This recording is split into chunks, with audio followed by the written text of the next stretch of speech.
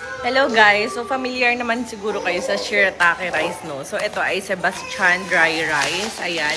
Papakita ko siya sa inyo. Hindi talaga ako mahilig sa shirataki rice kasi parang yung iba kasi nakain ko before, parang ano ba yung parang goma, parang styro, ganun. Then ngayon, itatry ko tong Sebastian. Iba-iba daw kasi per brand.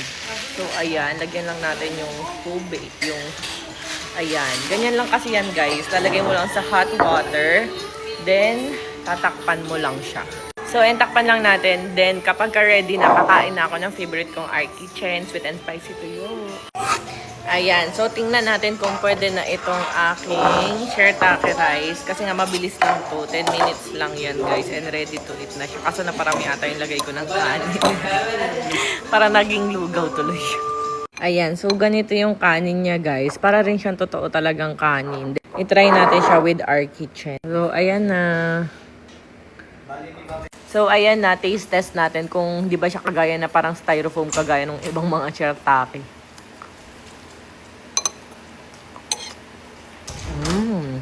Sarap. Tama-tama to guys sa nagda-diet. Para hindi kayo tumaba. Nagpadala kasi sa akin. And sa mga tamad magsaing, na gusto instant kanin, ayun parang mga 10 minutes ko lang ata ito binabad. Sarap.